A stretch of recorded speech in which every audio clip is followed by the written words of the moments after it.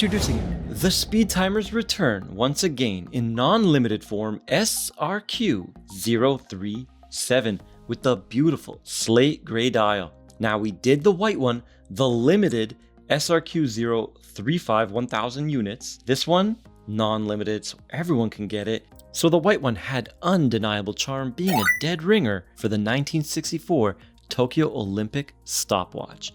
This one has quite a few differences, but first, the similarities. It does have that stopwatch style case, so completely round, and the angular geometric lugs just jut out abruptly, and they're beautifully finished. The brushing looks like Seiko went the extra mile on this case, and there's a high polished bezel that's beautifully done. It looks like it could be Zaratsu polishing. It's highly finished. The whole case and bracelet is coated in Seiko's super hard coating. Now, some of the key differences right off the bat, you can see those beautiful hour indices catching the light, jagged serrated applied indices, very similar to the 1964 Crown chronograph, Seiko's first wristwatch chronograph. And another key difference, the dolphin hands.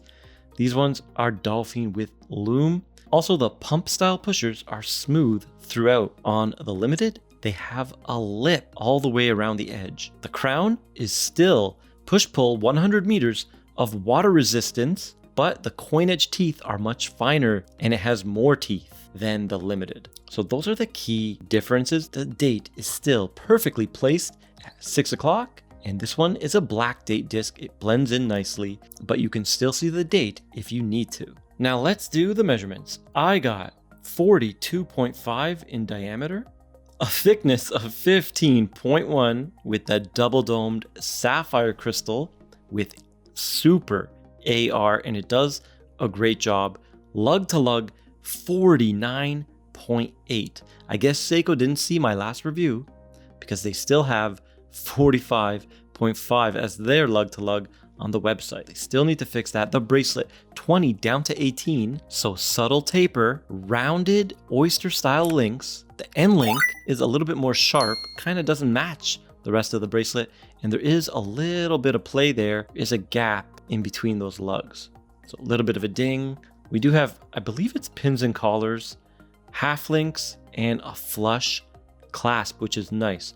Twin button release, fully milled, and you can see that sapphire case back that displays the fully automatic vertical clutch column wheel chronograph. You're not going to see the column wheel. It is modular and it is sitting on top of the 6R movement. The tachymeter scale on the Riha is exact same as the limited, but I do love the railroad track markings on the subdials. The dial has no texture, but it's a beautiful slate gray, and the way it plays with the light is a thing of beauty. We mentioned the dolphin hands already, but look what they did with the sweep hand. In front of the pinion, it's painted white and has that beautiful downturn at the tip, and the counterbalance of that sweep hand is high polished.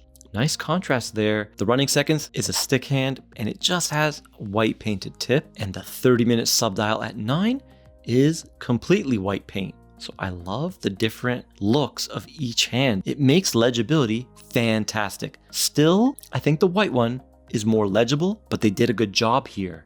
Now the price. This one comes in at 3,000 USD, a couple hundred less than the limited. And you can pick this up at Kavar Jewelers.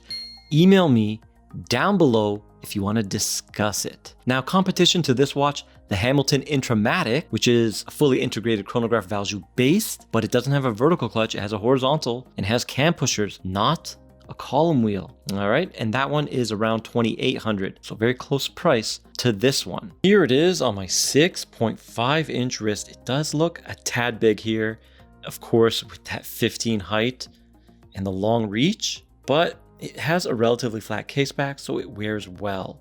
It is a bit top heavy, but overall the look is just unbelievable. If you have a bigger wrist, I say go for it. Let's do the weight. 196. If you like a substantial chunk of steel on your wrist, you're gonna love this one.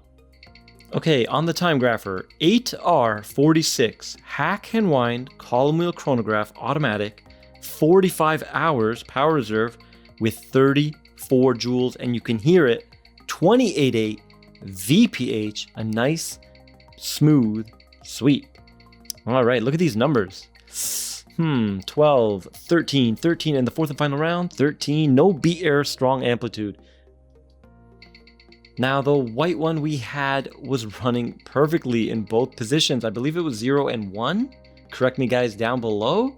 This one is still running fast. 14, 7, amplitude did drop, beat error did increase, 0.3. Ooh, but it's settling, plus 6.